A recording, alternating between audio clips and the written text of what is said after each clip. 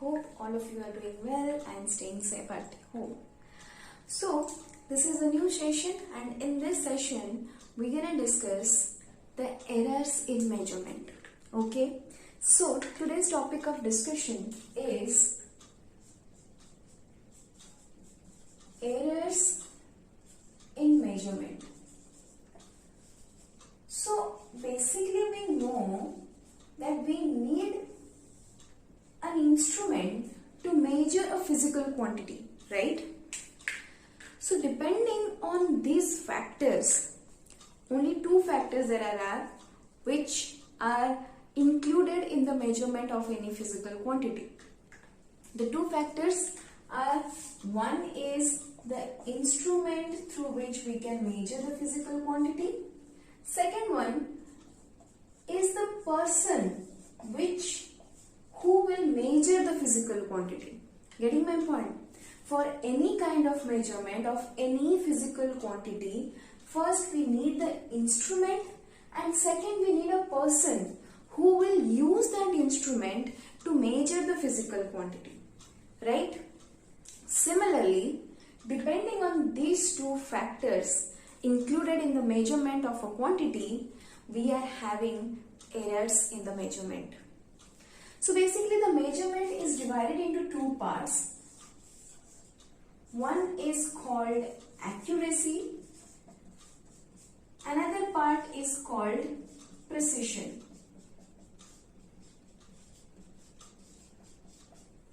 Okay? Now what is accuracy and what is precision? See, accuracy is something which is giving us the idea that how close or how much we are nearer to the accurate measurement or to the true measurement of any physical quantity. Getting my point? So we can say this accuracy is nothing but giving us the idea of closeness of measurement to the true value of it. Okay? Whereas precision is giving us the idea of resolution, or we can say limit of measurement of any physical quantity. Getting my point? These are two important things. Might be confusing but very important. I will make you understand. Accuracy, what I said, is how close we are to the real value or to the true value of measurement of any physical quantity. Correct? Whereas precision is giving us the idea that up to the minimum value or to which limit we can measure this quantity. Now take the example of a meter scale. Suppose here is a rod we are having. Okay. And we are supposed to measure its length. So, let the true measured value of it or the actual length of this rod is 12 centimeter. Okay. So, in this case, if Ram is measuring its length and also Sham is measuring its length. Okay. Ram is getting the length as 11.2 centimeter, whereas Sam is getting the length as 11.5 centimeter. Getting my point? Here, comparing these two results of Ram and Sham, we can say out of these two values, Sham's result or Sham's measurement is more accurate as compared to Ram's measurement, because actual value is 12 centimeter and he got 11.5 centimeter, whereas Ram has got 11.2 centimeter.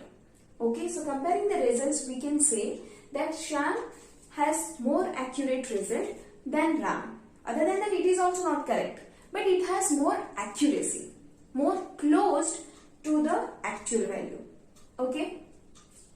Now coming to precision part, both are precise. That means if we are taking the measurement through a meter scale, the least measurement that can be measured through the meter scale is 0.1 centimeter, right? And we are having this value as 12 centimeter. So either way they are precise. They are having this value within this limit. Okay, so both are precise. Both are precise, but Ram has less accuracy, whereas Shyam has greater accuracy. Getting my point? Let me give you one more instance for it, so that will be clear.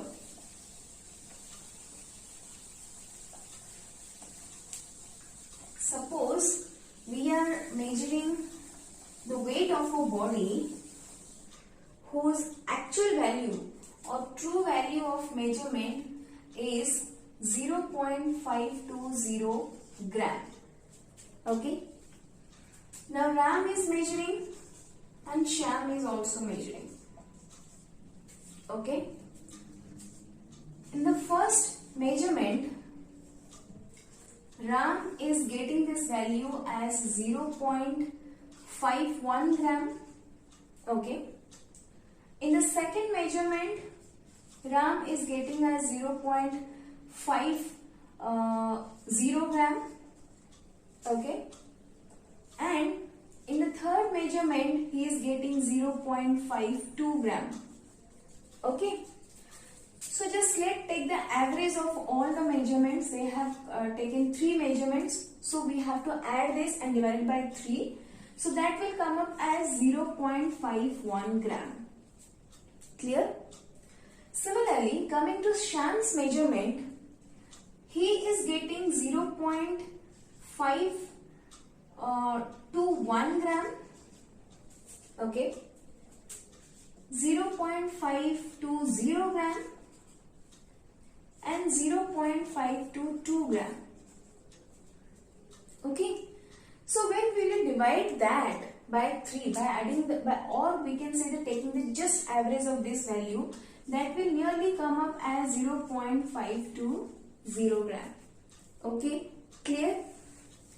So when you compare the results, see this result of Shyam, I am not actually biased to Shyam, but with the flow he is getting the accurate result.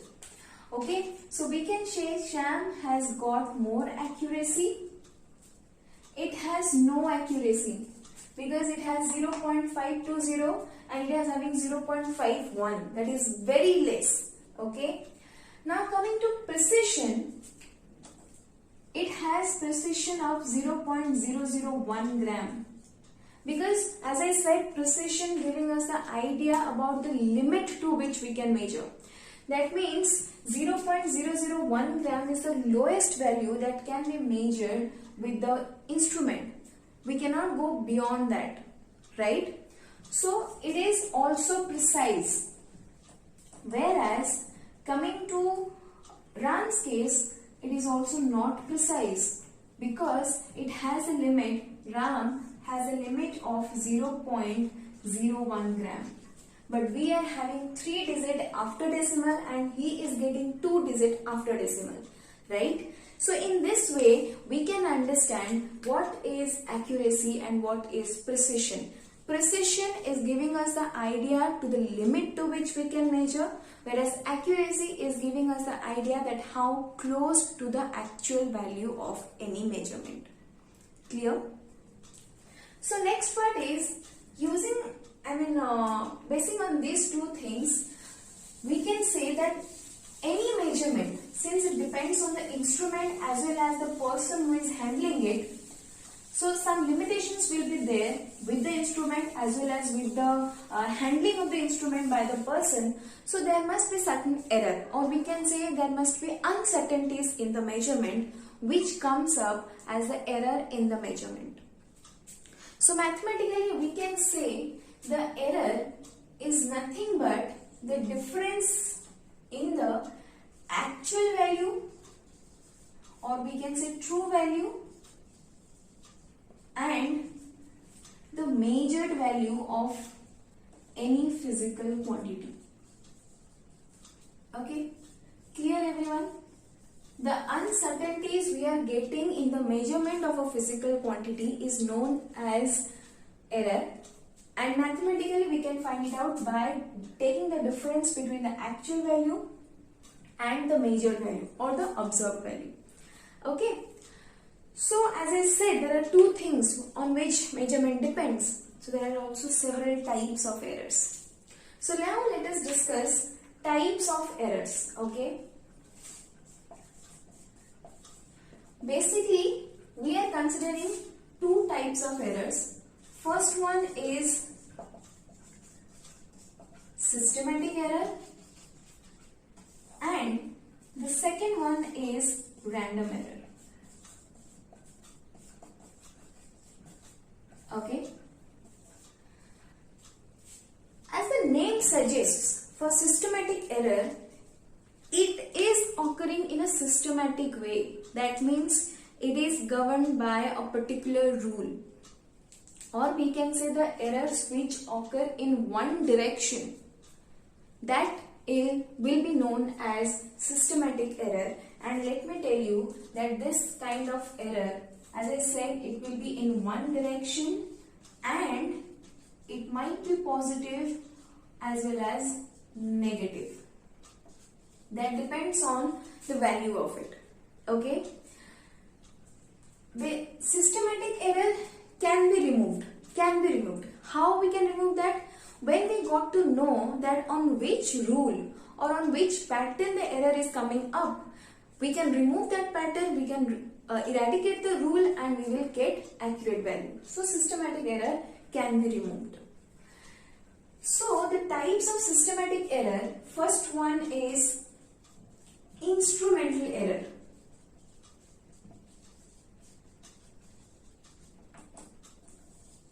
Very simple. The inbuilt defects we are having in the instrument which we are using for the measurement of any physical quantity. Getting my point? What I am trying to say is, suppose you bought a new phone and there is no charging port or the charging port is not opening. Getting my point? There is a small door kind of thing and we have to open it to plug in the adapter, right? So if it is not opening, then that is the inbuilt defect in that phone or in that handset, right? Suppose we have some measuring instruments, but it has the last portion is not there. Suppose we are having a scale, but this last portion is broken. Then the measurement we will take with the help of the scale, that will be have an error in that measurement. So that will come up because of this defect in the instrument. Correct? So that kind of error, which is just because of the default, or we can say inbuilt defect in the instrument, will be known as instrumental error. Okay, by removing or by just we can say buying a new one with no error, with no such inbuilt defects, we can remove this error as well, as I said. Okay, now the second part or the second type of systematic error is due to imperfection, or we can say error due to technical issues or error due to imperfection. Or we can say that error due to technical issues. That means this kind of error comes into place when we are, suppose nowadays we are having classes, online classes on various platforms like Zoom, Google Meet, Google Classroom, whatever. So in that case, sometimes we are not able to access some facilities, or we are not able to hear the teacher's voice or some student's voice, or there is some flickering in the voice, or video clarity is not coming good. So that is the technical defects, or that is that we don't know that what is the right procedure to follow it, right? What is the right technique to use that, or what is the right path or the directions to use that. Right? In the similar way, that kind of errors which are coming into measurement, that we can say the absence of proper knowledge, that gives us the error due to imperfection or technical issues.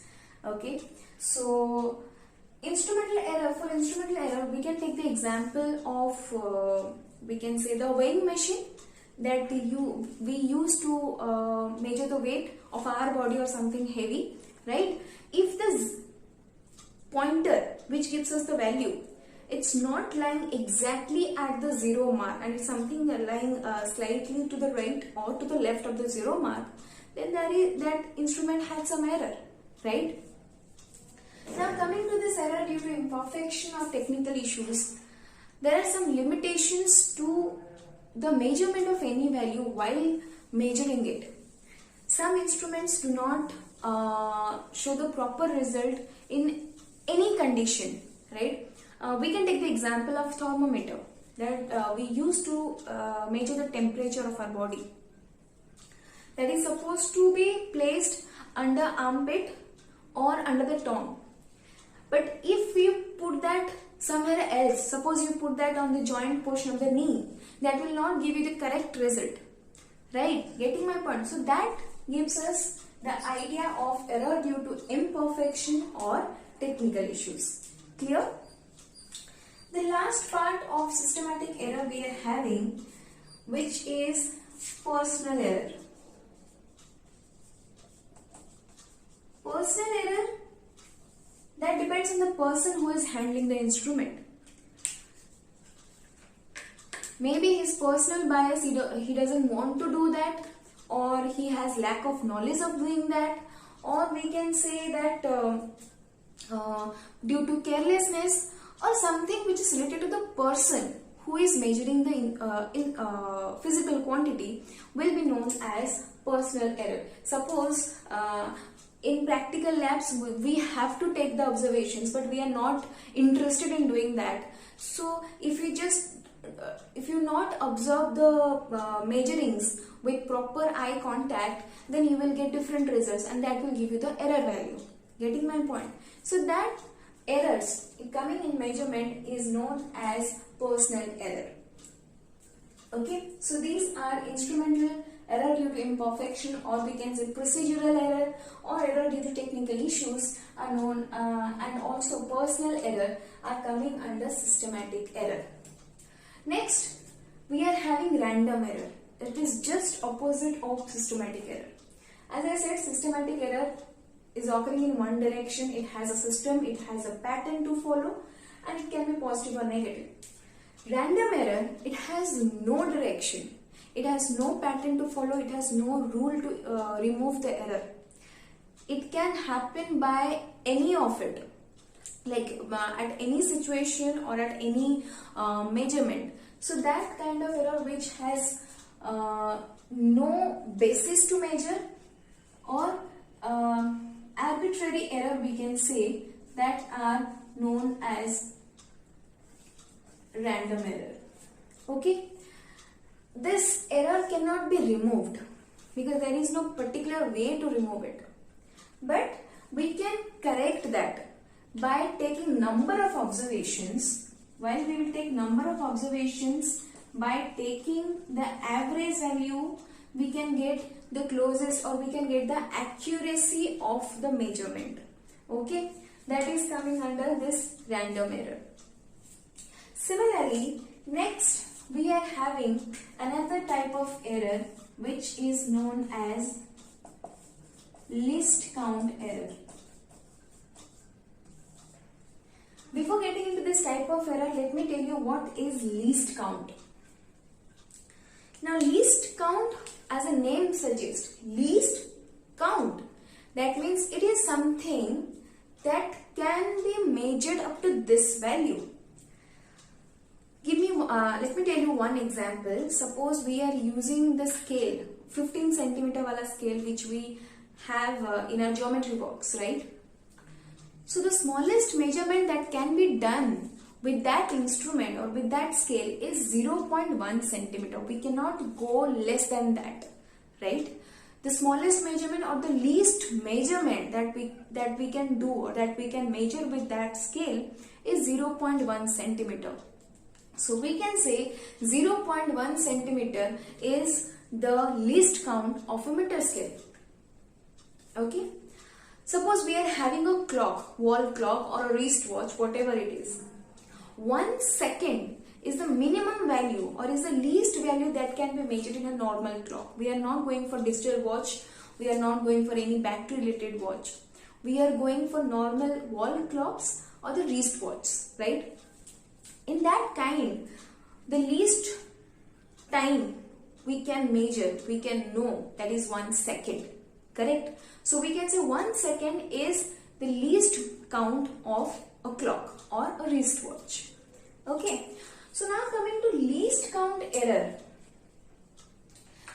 If you are measuring something which is coming, whose precision is less than that of the least count of any instrument. Suppose we are taking the measurement, okay, suppose someone said, I just asked what's the time dear, and he or she said the time is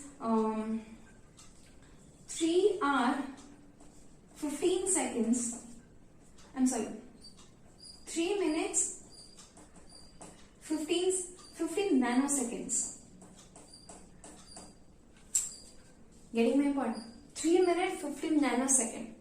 And we know 1 nano is equal to 10 to the power minus 9. This thing cannot be measured with a normal clock or a wristwatch we are having in daily life. Correct? So, it is having an error in its observation or the measurement. Or suppose someone said the length of a wire is, we can say that is coming as 5.015 centimeter. This is also not possible because we can measure 5.5 centimeter, we can measure 5.1 centimeter. How can you go for 5.01 centimeter by using a 15 centimeter scale? Getting my point? So this kind of errors coming in the measurement of anything is known as least count error. Okay? So these are some fundamental types of error we are having. Next we will proceed to the important errors in practical life what we can observe. Okay? So just let me clean the board so that we can go for that.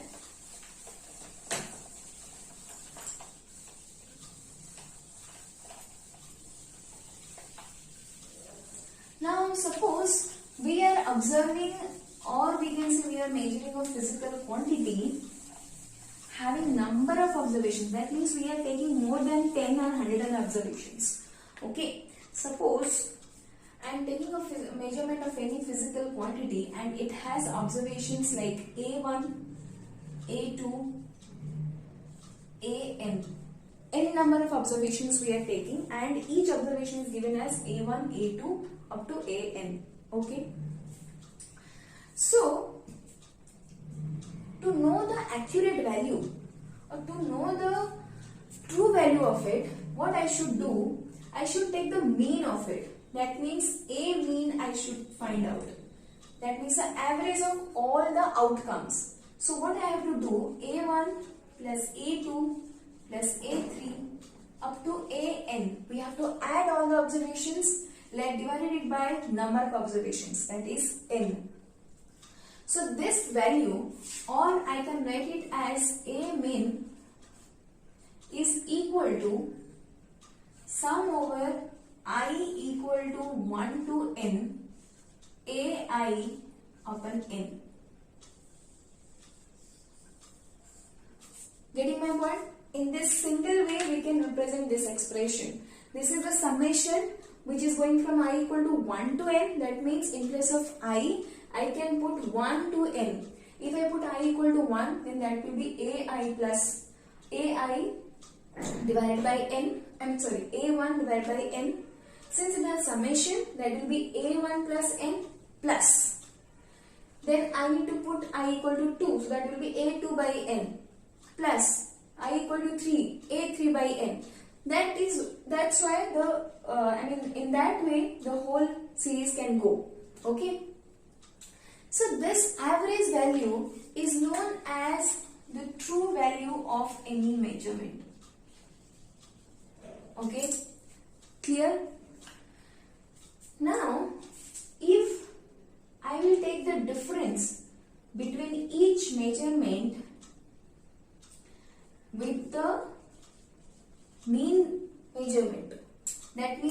A1 difference A mean, that will give me the value of delta A1.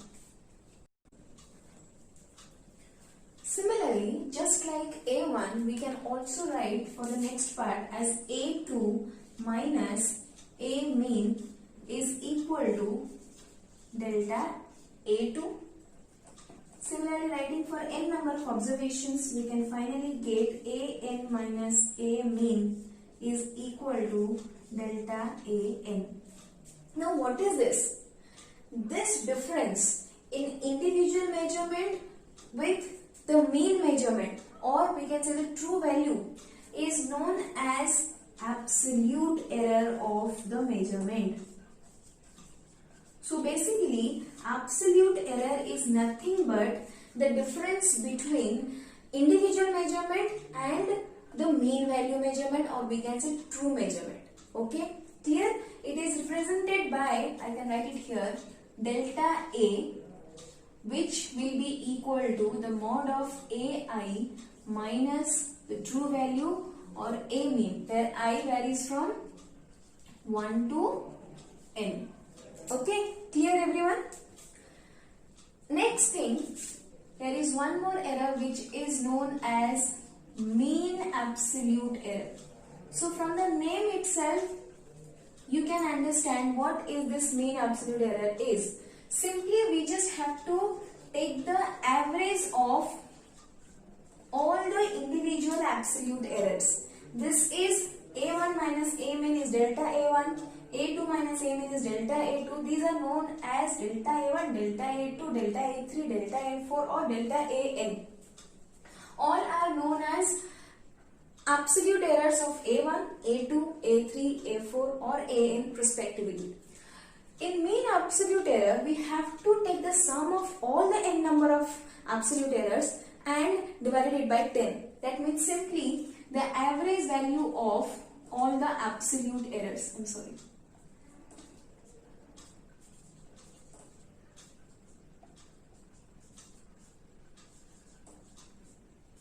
Divided by n. Okay, or we can write it as also delta A mean is equal to sum over I equal to 1 to n delta AI upon n.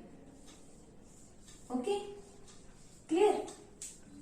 This is mean absolute error. Next, we are having the value of relative error. Now, what is relative error? It is related to two things. One is the mean value, or which is known as the true value, and second is the mean absolute error. Okay, so we can write relative error as there is no specific symbol for relative error. You have to write it relative error fully. I am here writing it as RE, but don't write it RE in the examination. Okay, so this is defined as the ratio of mean absolute error to the true value of it, or the mean value of any measurement. Okay, clear? Next, we are having percentage error. What is percentage error? This is very simple. When we will multiply this relative error with 100, that means delta A mean divided by A mean into 100 will give us the value of percentage error. Okay, clear? So these are the types of errors related to a particular type of measurement, and also we have discussed what errors we can observe in personal level depending on the instrument as well as with the person who is handling it.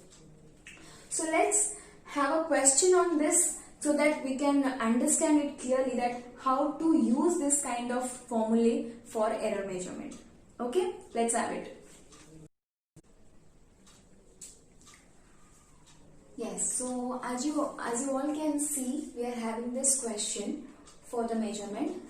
The question is saying the length of a rod as measured in an experiment was found to be 2.48 meter, 2.46 meter, 2.49, 2.50 and 2.48. Okay. So the question is, find the percentage error in this measurement. Very clever. Directly asked percentage error. That means we need to find out the absolute error, mean absolute error, relative error, and then we will be able to find this percentage error. Correct? So since it is a measurement of length, let me write all the measurements as L1 is equal to 2.48 meter, L2 is equal to 2.46 meter, L3 is equal to 2.49 meter, L4 is equal to 2.50 meter, and L5 is equal to 2.48 meter. Okay. First of all, our job is to find out the true value or the most accurate value, which is nothing but L mean. That means the mean value of this measurement. So we have to add all these things and we have to divide that by 5. Okay. So I am just doing it here only. We have to add them. Okay. And then divide them by 5. So that added value will be 14, then 23, okay, that is coming as 31. So now it's 12, 16, I'm sorry, yes, okay, 4, 10, 12, okay, that is coming as 12.41 meter by 5.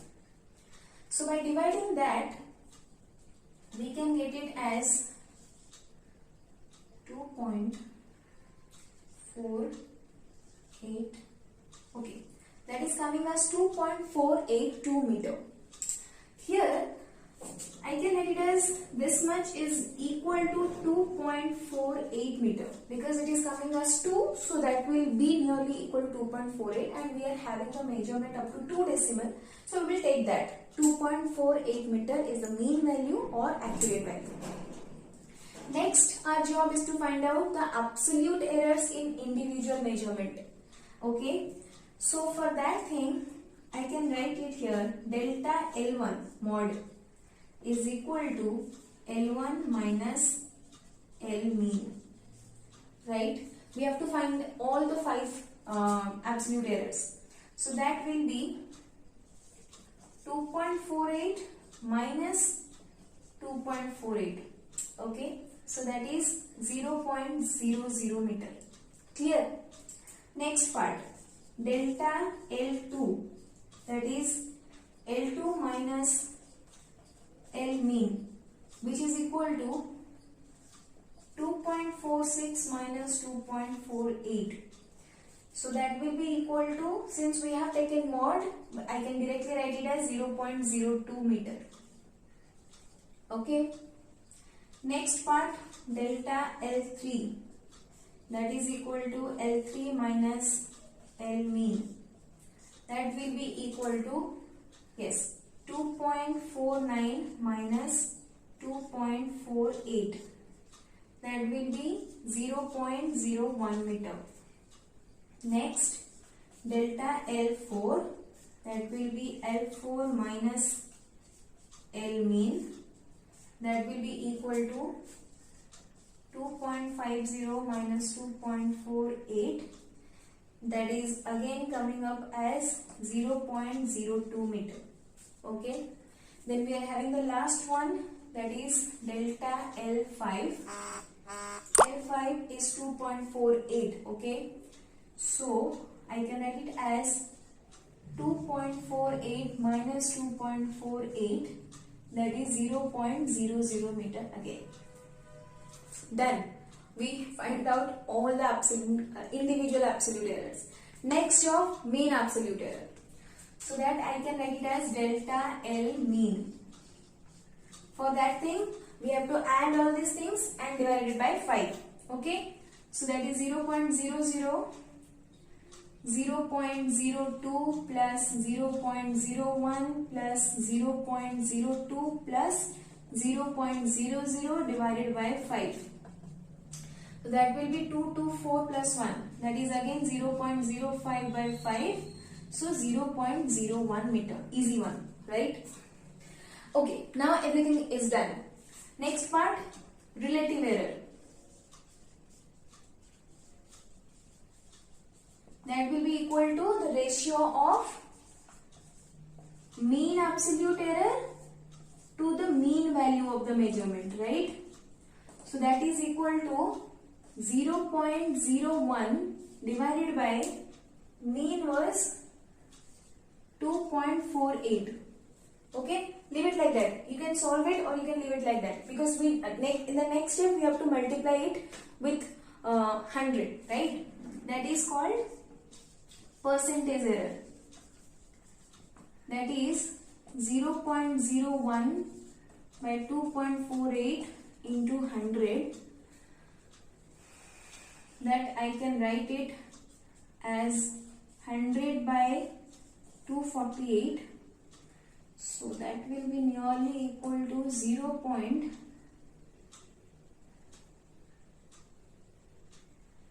Yes, that will be nearly about 0.4 meter.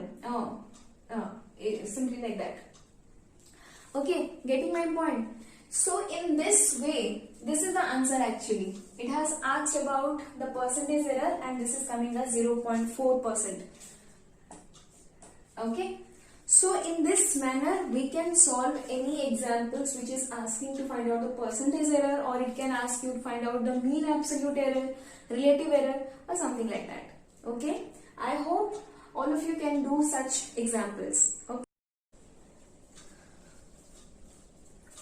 Now we will discuss the combination of errors, because we are not gonna measure the quantity individually. Sometimes we have to add the measurements, sometimes we must have to subtract the measurements or to add, or any algebraical operations we need to do, right? So for that thing, errors do not obey the normal algebraical operation. They have their own way to add, to subtract, and to multiply and to divide. So let's have a look how they get algebraically operated. Okay, let's have a look. So now the topic of discussion is combination of errors. I'm sorry.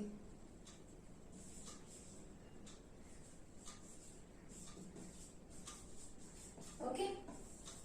First, we will discuss error in addition or subtraction. Okay. Now suppose we are having a quantity, let it be A, and another quantity is B. Okay. So let delta A and delta B are the, we can know by the symbol as well, that are the absolute errors in the measurement of A and B of a quantity, right? So the measured value can be written as A will be equal to A plus or minus delta A, and similarly B will be equal to B plus or minus delta B. Why I am writing in this way? See, whatever value we are observing, that can be greater by this amount, that is the error, or that can be lessened by this amount, right? Whatever value of measurement we are getting, that can be lesser by the average value or the absolute value from the accurate value, or that can be greater by that value from the accurate value, correct? So to represent the measured value in a particular manner, we can write it in this way, that is A will be equal to A plus or minus delta A and B will be equal to B plus or minus delta B. Now let the addition of these two quantities is A plus B. Our job is to find out the error in this value, that is the sum of two quantities. That means we need to find out delta Z. Okay, let's have a look. This quantity can be written as, for the measured value, Z plus or minus delta Z, correct? Now put the values, that will be A plus or minus delta A plus b plus or minus delta b. Getting my point? I'm just putting the values in either direction. Z measured value will be z plus or minus delta z equal to major value of A is A plus or minus delta A. Major value of B is B plus or minus delta B. Now just rearranging this expression, I can write it as A plus B plus or minus delta A plus delta B.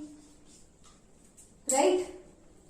So when you compare these expressions, the maximum possible error, what I am trying to say is, just mark my words, maximum possible error in the measurement of, or we can say in the sum of two major values, will be equal to delta z, that must be equal to delta A plus delta B. Clear all of you? Getting my point? So this is representing the maximum possible error that can come in the expression of sum of two measured values of A and B, or of any physical quantity. So here from this expression, okay, let's discuss the subtraction part, then we will generalize the expression. Okay. Now for subtraction, I can write it as z equal to A minus B, correct? Or z plus or minus delta z, by putting the major values, I can write it as A plus or minus delta A minus B plus or minus delta B, correct? Or I can write it as z plus or minus delta z, that will be equal to A minus B plus or minus delta A. Since here it is a minus symbol is there, the symbols will alternate. That means minus or plus delta B. Okay, getting my point? But we need to find out here, we need to find out the maximum possible error. In each case, we need to find out this maximum possible error. So by comparing both sides, I can say delta z must be equal to delta A minus plus or minus delta B. But to get the maximum value, the two quantities should have same sign, right? So I can write the maximum value of error, that will be delta z will be delta A plus, plus delta B.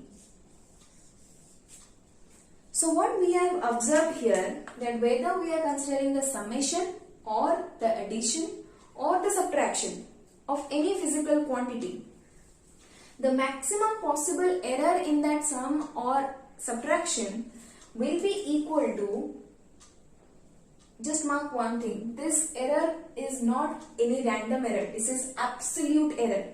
So remember, while taking the error in addition and subtraction, we have to find out the absolute error, which will be equal to the sum of absolute errors of the individual quantities. Getting my point? Okay, suppose there is a length L1 is coming up as 2 that means 2 plus or minus 0.2 meter. Another is coming as 3 plus or minus 0.1 meter. Okay. If someone asked find out L1 plus L2 with maximum possible error, then we can write it as 5, okay, plus or minus delta z will be the sum of two absolute errors. That means 0.2 plus 0.1. Just see this expression. Okay. So that will be equal to 5 plus or minus 0.3 meter. Clear? That means this is L1 plus L2 plus or minus delta L. Okay? Clear? Similarly, if someone asked L1 minus L2, that I can write it as in this way, is equal to, subtract the 2, that will be minus 1 plus or minus 0.2 minus 0.1, that will be 0.1 meter. Okay, but here we will not take minus 1, we have to take the mod of it, so that will be 1 plus or minus 0.1 meter. Getting my point? So in addition or subtraction, the resultant error is the absolute error, which is equal to the sum of the individual absolute errors. Okay, that is a rule for combination in case of addition and subtraction. Okay, clear? Let's do it for what I can say, that is multiplication and division. Okay, so let me just change it here. Some changes will be there and that I will do accordingly.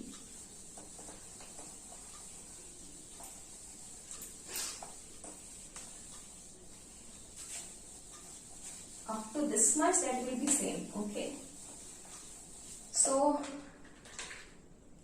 here we are discussing error in multiplication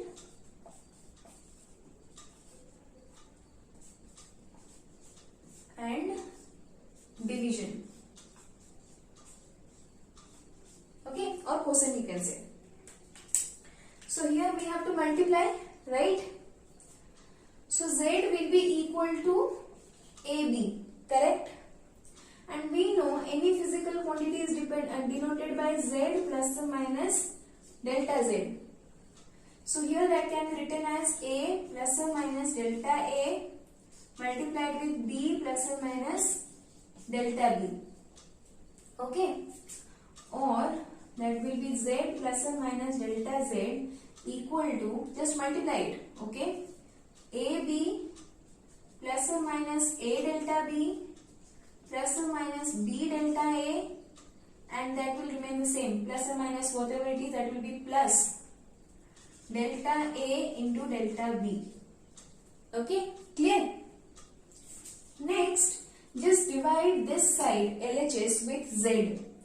That will be 1 plus or minus delta Z by Z, and divide right side with AB. They are equal. Z is equal to AB. So divide this side by AB and this side by Z. Okay, I just done it here. So let me write it with black so that it will not be confusing. Okay, clear all of you? So by writing that, I can write in the RHS also A delta B by AB, that will be delta B upon B plus or minus delta A by A plus delta A by A into delta B by B. Now see, here one more thing is there. Delta A and delta B, there are the absolute errors. That means we are taking the difference in mean value and observed value, right? So in general, they are very small. Delta A and delta B are very small as compared to AB, correct? And when we divide that, their product also will go lesser than that individual value, right? So we can neglect that, and neglecting that, we can get 1 plus or minus delta Z by Z will be equal to 1 plus or minus delta B by B plus or minus delta A by A. This part is neglected. Okay, clear? Now just comparing both sides, I can write delta Z by Z will be equal to delta B by B plus delta A by A. Why I am writing only the plus symbol? Because as I said, we are here considering only the maximum possible error, and that can be possible in case of addition, right? So this is the error in the multiplication, and similar result will come for division also. We don't need to derive that, and you also don't require to derive that. Just remember that in case of multiplication or division, what we have to do for derivation for division, that we have to write it as z plus or minus delta z. Then we have to divide it a by b. So we have to divide all these things, a by b by a, and something the result will come. Then we have to divide z on either side, ab on multiply ab on either side. Then we will get the result in the same manner. Okay, so I am not going for that, but just observe here. In case of multiplication or division, we are getting the relative error, not the absolute error as we got in case of additional subtraction. Okay, so remember that is in case of multiplication and division, we have to find out the while taking the combination, we have to find out the relative error. Okay, and that is equal to the sum of relative errors of the multipliers or the divisors, or we can say simply the individual quantities relative errors must be added to get the resultant error of the combination, multiplication or division, that is same. Okay, clear all of you? Okay, next thing we are having, if something has a power. Okay, so let me show you that. That will be the last part, and just let me clear it out so that we can discuss the next part.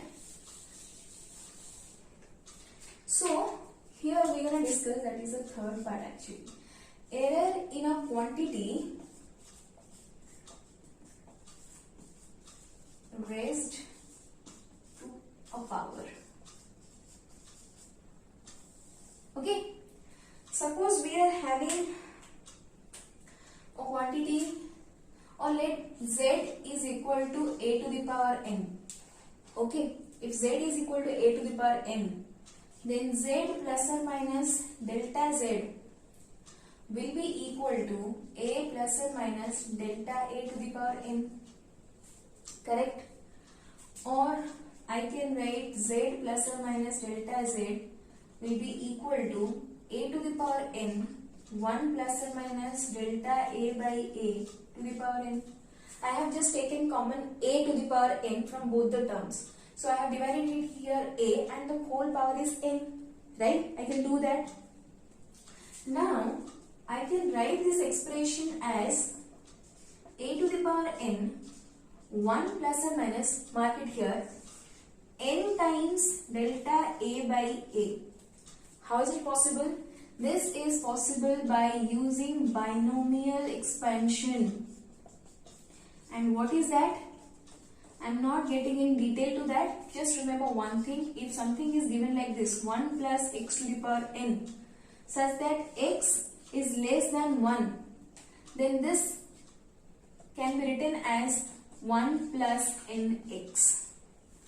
Okay, we have just used this value here because delta a is very small. If you divide this by a, then that value will again be very small, and that will be lesser than 1 also, right?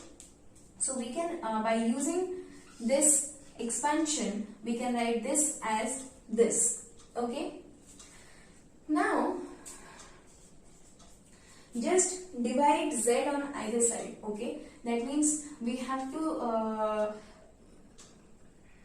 divide a to the power n on this side and z on this side. Okay, just we did in case of multiplication. Divide this side by z and divide this side by a to the power n. Okay, so by doing that, I can write 1 plus or minus delta z by z is equal to 1 plus or minus, I'm sorry, yes, 1 plus or minus n delta a by a. Okay, so now if you compare, we are getting the error as delta z by z, again the relative error, is equal to n times delta a by a. That means if a quantity has a power, then the relative error in it can be written as the power times of its relative error. Getting my point? In general, we can say, suppose we are having a quantity as z equal to a to the power p, b to the power q divided by c to the power r, then delta z by z will be equal to p times delta a by a plus q times delta b by b plus, don't take minus here, plus r times delta c by c. This is the general expression for error calculation in a quantity which has raised to power n or power pqr, whatever it is. When it has raised to a power, this will be the result of its error. That means power times the relative error of the quantity. Okay, clear everyone? So these are all about the combination of errors in a physical, in a measurement of a physical quantity. Okay. So students, as you can see here, I have considered two questions related to the combination of errors. This question is saying the error in the measurement of radius of a sphere is 2%. That means the percentage error is given to us for radius. Okay. It is saying, it is asking what would be the error in the volume of the sphere. Okay. See, first thing, radius of sphere, error in the radius of the sphere is 2%. That means I can write delta r by r into 100 is equal to 2. Why I am writing this? Because it has given 2%. That means percentage error of radius is given. Okay. Next, it is asking error in the volume. We know that the volume of a sphere V is equal to 4 by 3 pi r cube. Okay. So the error in volume, that will be delta V by V, and delta V by V we need to find it out. So that will be equal to, see, 4 by 3 pi are all are constants, right? So the error in the measurement of volume will be equal to only in the measurement of r, and it has a power of 3. So I can write it as 3 times delta r by r into 100, right? And this part is equal to 2. So that will be 3 into 2 and the answer will be 6. That means the error in the volume of the sphere is equal to 6. Okay, clear? Come, go for the next question now. The resistance R equal to V by E, a division part is coming, where V equal to 100 plus or minus 5 volt and I equal to 10 plus or minus 0.2 ampere. So V is this much and I is this much given to us. Find the percentage error in R. Okay. So see, here R is equal to V by I. Percentage error in R means we have to find out delta R by R, relative error, into 100, right?